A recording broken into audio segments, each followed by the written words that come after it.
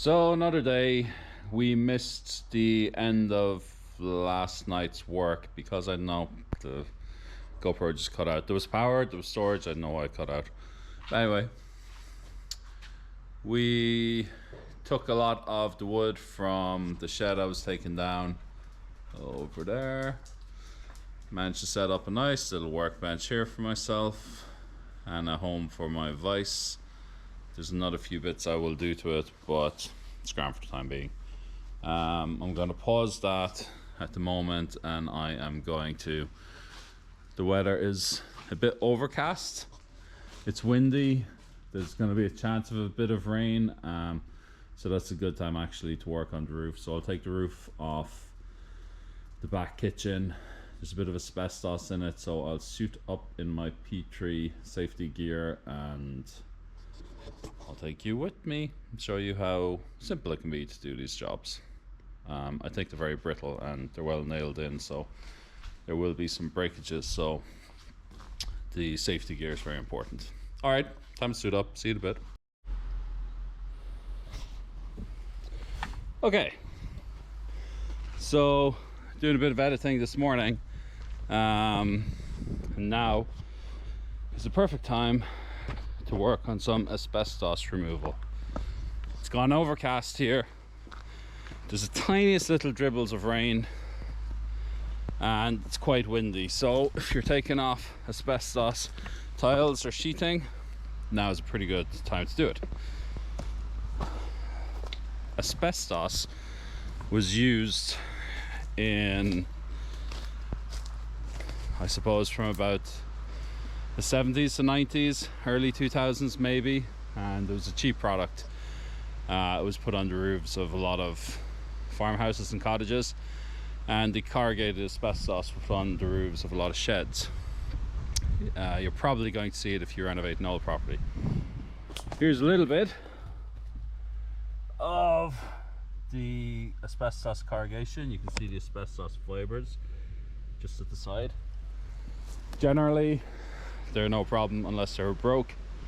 We're finding a lot of broken bits of asbestos in the soil as we excavate, so they've been broken a good while, so fairly certain there's no real risk. There's always a little risk, but not a lot. Asbestos will usually age in weather. You get white patches on it. If you look at the roof of our building, it doesn't look that bad. These are definitely asbestos slates though. On the inside they look super clean. On the outside they're almost a little bit rough, and you can see tiny little bits of white coming up. If I can get to one there.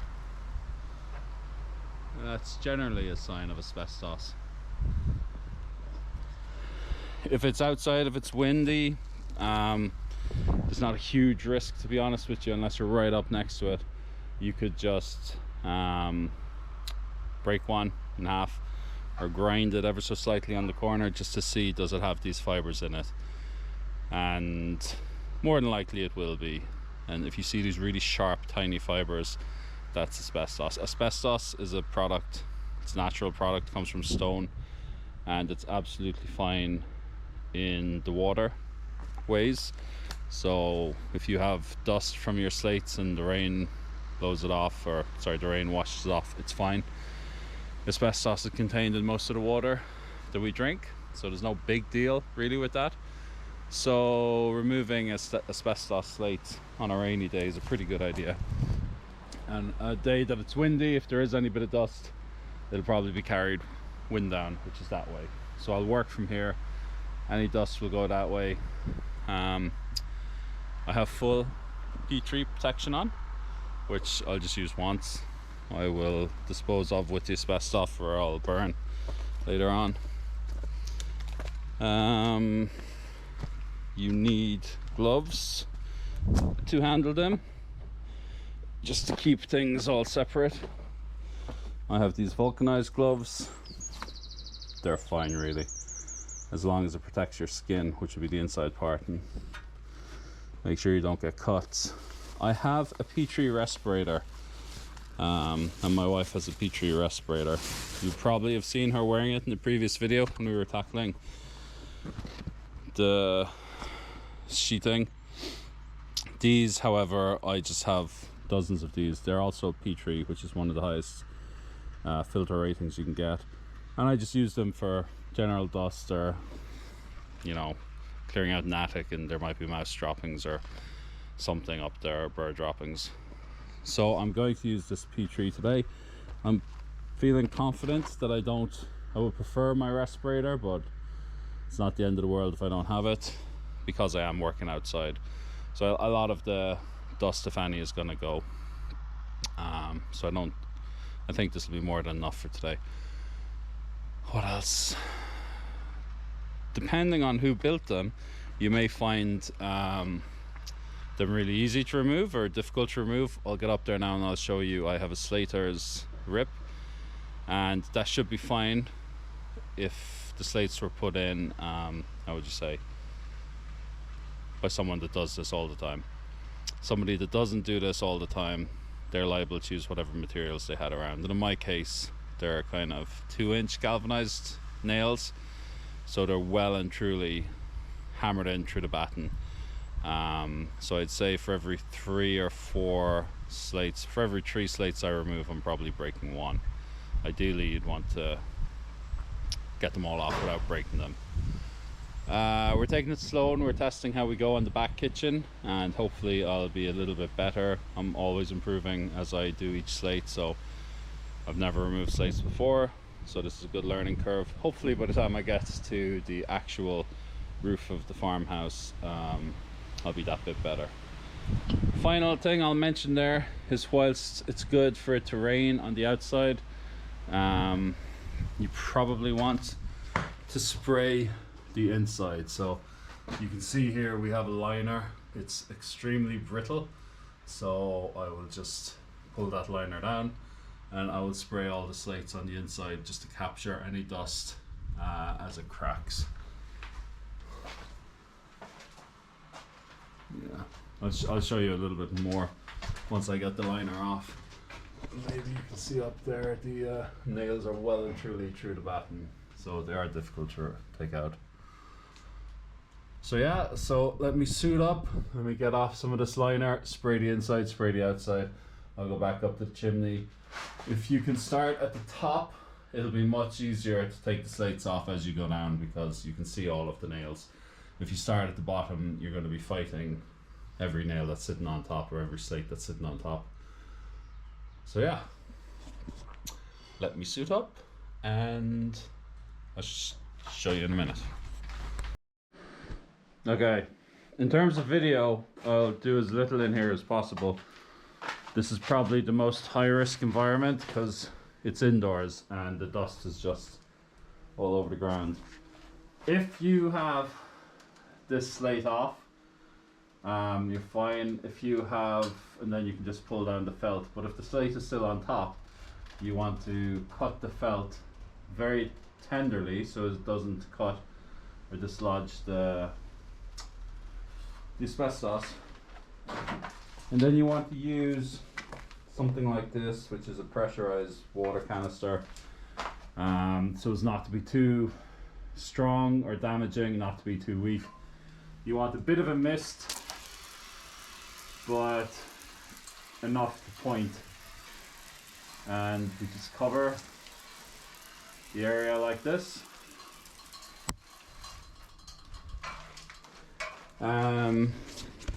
Ideally you do the same on the outside, and that should protect you from quite a lot of dust. In my case, there's probably a lot of asbestos dust on the felt, so I probably won't cut it. I will just work from the outside, and I'll just take. So, battery went dead. I'm outside.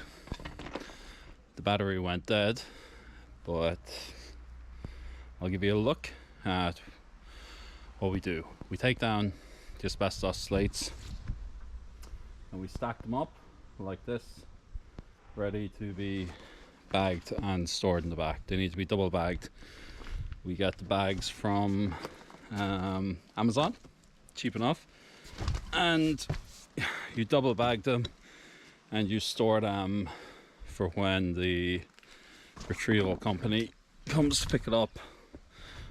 There are only 3, as far as I know, of such companies in Ireland. There will be breakages. They will slide off the roof, and when they slide off the roof, they look a bit messy like that. So what I do, I have a little spray that I showed you earlier, and here's one that fell off. Spray them all just to make sure there's no dust, like such. Then you can safely pick them up,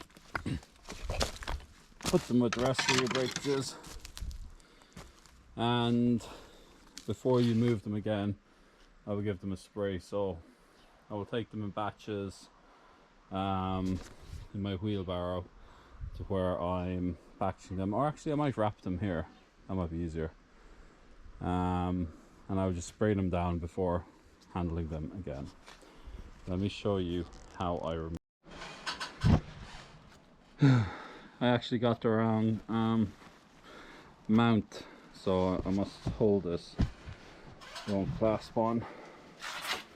Actually, this is the job I did on our extension.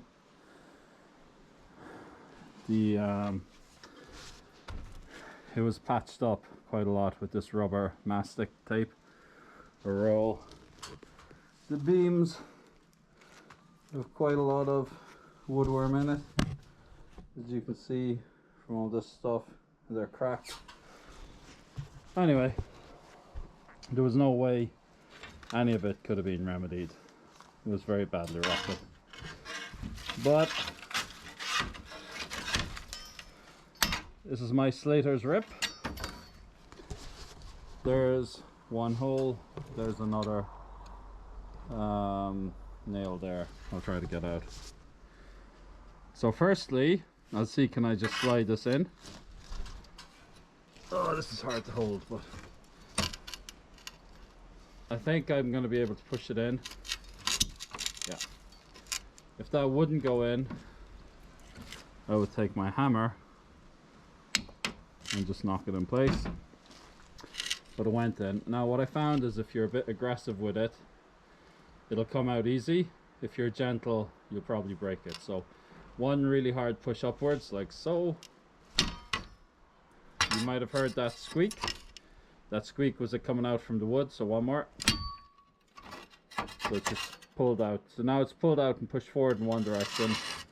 Put the Slater's rip on the other side, and I'll pull up really hard in the other direction. And it just popped out. Now, I wish they were all this easy. They are not. Pick up my tile, and I have wrong hands now. Hang on a sec.